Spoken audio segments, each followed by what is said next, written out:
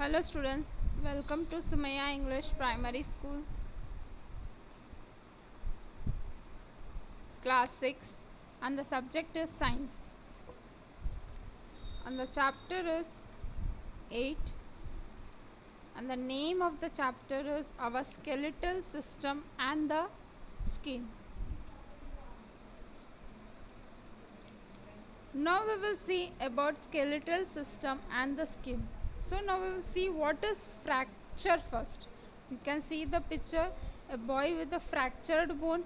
Sometimes what happened when we are playing, we used to fall and met with an accident.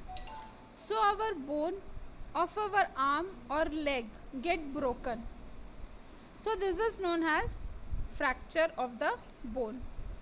When the bone is fractured, it causes severe pain and the broken parts of the bone immediately swells. You can see the picture here. So this was about the fracture.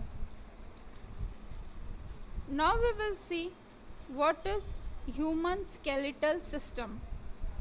The human skeletal system means it gives us a definite and the proper shape to the body and also provides us support and protects our sensible and the delicate organs inside our body. So this is known as a skeletal system. Just you can see the figures also here. Next topic is the parts of human skeletal system. So there are two parts of human skeletal system. The first one is the axial skeleton and the second one is the appendicular skeleton. So first we will see what is the axial skeleton. In the axial skeleton there are skull, the spine and the rib cage. These all are situated in a symmetrically along with the central vertical axis of the body. You can see the picture here, rib cage, the skull and the spine. The situated places it is shown here. And the next one is the appendicular skeleton, which is made up of the bones of the upper and the lower arms and the legs, which is on the either side of the central axis. So this was the two parts of the human skeletal system. Now we will talk about the bone. And we can see the types of bones also in the figure. There are four types of bones. That is, first one is the flat bones, second is the small bones, third is the irregular bones, and the fourth one is the long bones. So these are the four types of bones. Everyone knows what is bone. In our body, all the bones are not same in the shape. Each and every bone is different from each other. But when all the bones comes together and it forms a frame, that is known as skeleton. Then the skeleton gives a proper shape to our body. But our bones are hard and they are not flexible. Our bones are of two main constituents, that is biotic constituents and the abiotic constituents. So the bone cells are the biotic. Here is the two constituents of the bone, that is the biotic and the abiotic. Bone cells come in the biotic constituents, but the calcium carbonate, calcium phosphate, minerals and the salts are the abiotic constituents of the bones. But the calcium gives the strength to the bones. You have to remember this point. That means the calcium gives the strength to the bones. We can see the picture also here. There are four types of bones. Now we will see the parts of the axial skeleton. The previous slide also we have seen this axial skeleton. So now we will see the parts of the axial skeleton. So first is the skull. There are three parts: skull, rib cage and the spine. First we will talk about the skull. The skull means it is formed by the bones of the head and the face. The skull's bones are very flat and very strong also. So there are 22 bones in the skull.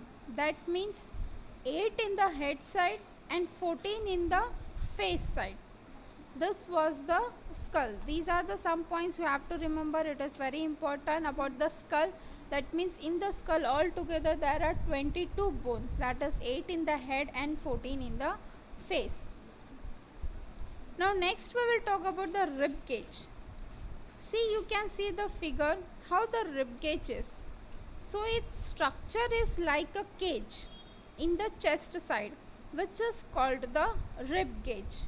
See, you can see in the chest there is one vertical bone which is flat and it is known as sternum. At the side waves you can see there are 12 pairs of flat bones which are joined and known as the ribs. These all are the 25 bones together form a rib cage and join to the spine at the back. So here how many bones are there? 25 bones. Totally it forms the rib cage. Now the third one is the spine. That is the, we can say the backbone also. The another name we can say the backbone. Just look it down in the figure of the spine how it is. So this bones shapes look like a padlock which is placed straight one above the other.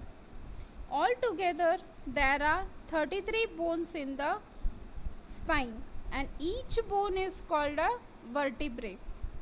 These bones are arranged one above the other flexibly and which protects the spinal cord, and it originates from the brain.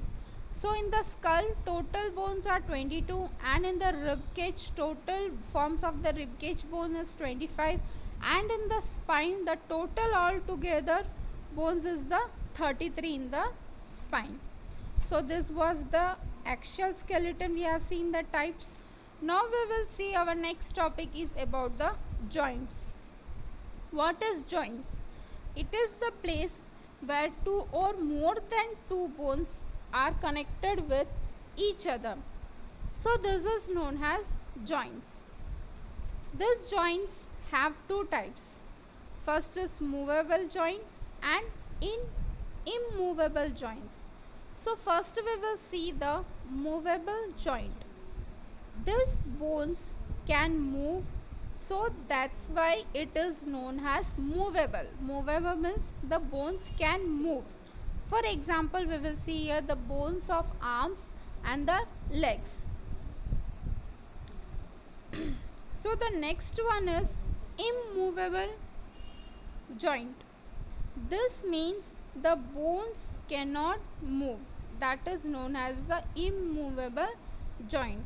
For example, the bones of the skull, except the lower jaw. If we will talk about the whole skull, the lower jaw can be moved, but the other parts of the skull does not move. That is known as the immovable joint.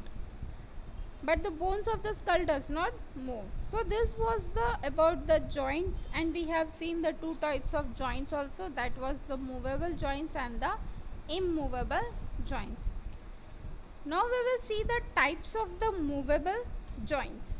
There are three types of movable joints. First is hinge joint. You can see the figure also of all the three types of movable joints is that in this joint the movement of bones only moves in one direction. That means hinge joint. In the hinge joint we will see the movement of the bones only move in one direction. That is, it moves in a 180-degree angle only. For example, the elbow and the knee joints. These joints only move in one direction. You have to remember the points. That means the hinge joint, the figure is also shown here, that it moves only in one direction. That means it moves in a 180-degree angle. Now the second one is the ball and the socket joint. Ball and the socket joint. In this joint, the movement of the bones can move in two or the more direction. The first one was it moves only in one direction, but in this joint, that is the ball and the socket joint, it moves more than two or more directions. That is, it moves in a 360-degree angle. For example, we will see the shoulder and the hip joints. This can be moved more than one direction.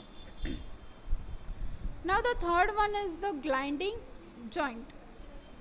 In this joint, the bones movement can only slide over each other.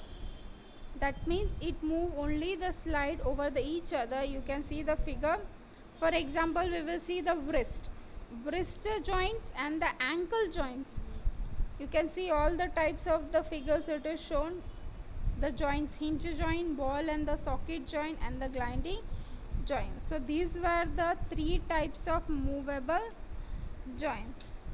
Now next we will talk about the skin. It is a very important and a large organ of all the living things.